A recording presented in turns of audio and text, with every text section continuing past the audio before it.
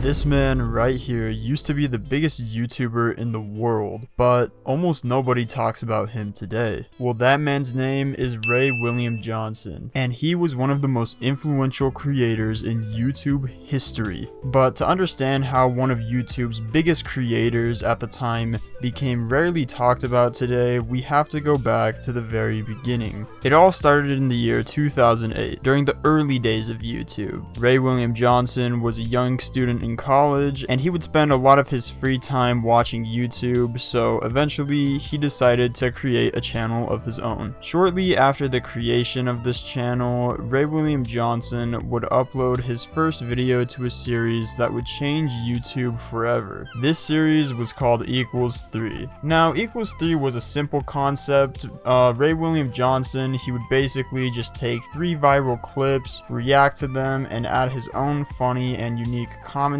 to it, and people loved it. What's happening, Forum? Forum, I have a question for you. Can any of you tell me what the fuck is wrong with this little dog?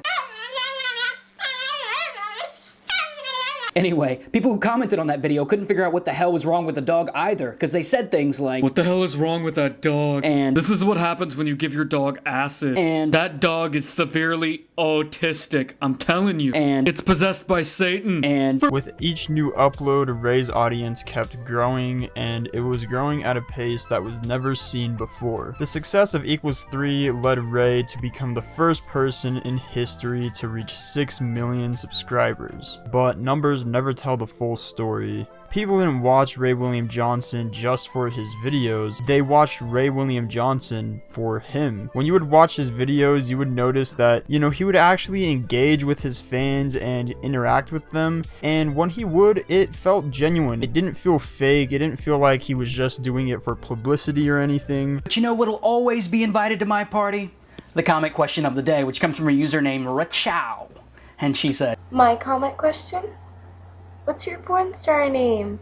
That's a good question. What is your porn star name? And even to this day, I would say it's pretty rare to see that level of interaction between fans and, creators. A lot of people just can't do it like RayWilliamJohnson did. But there was a problem. You see, even though Ray's momentum seems like it would never end, there was something going on behind the scenes. Ray was still uploading =3 videos, but eventually Ray would upload his very last =3 video, and it was actually kind of sad because in this video he would explain multiple struggles that he had while making YouTube videos, such as, creative burnout, mental health struggles, and just losing his purpose for YouTube in general. He didn't feel fulfilled making videos anymore. So, why am I quitting? Well, I'm glad you asked, handsome stranger. Well, the short answer is I've been making internet videos as a hobby for a long time, and I feel like I've outgrown it. Like, I've written more jokes about viral videos than any one human should ever have to write. Yeah, I know, it makes me sound like a spoiled bitch, and I'm gonna be really candid here and say this.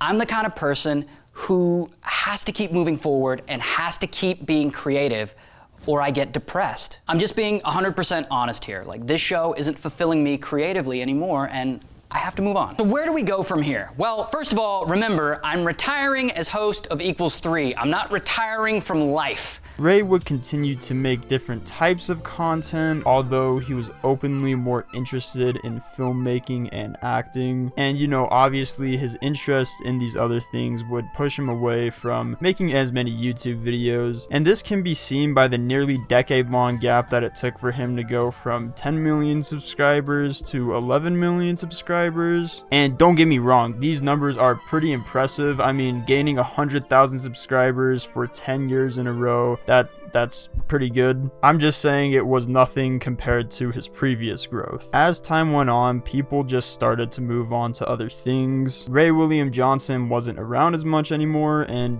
people couldn't really do anything about it besides, go back and watch his old videos. But there was hope. The year was 2019, and RayWilliamJohnson was finally back. He started posting short-form true crime breakdown videos on TikTok and Instagram, and people loved it. People loved these videos not only because, the stories he was telling, but because it felt like RayWilliamJohnson had returned to his original type of content. And the mix of these two things, his storytelling and his type of content. It kind of marked a new point of growth for him, so much so to the point where he would go on to gain 8 million more subscribers on top of the 10 million that he had before. So not only did his old audience return, but you know, he gained a completely new audience as well. And it doesn't really feel like a return in the traditional sense because he never really fell off in the first place. I mean, even to this day, he gets hundreds of thousands of views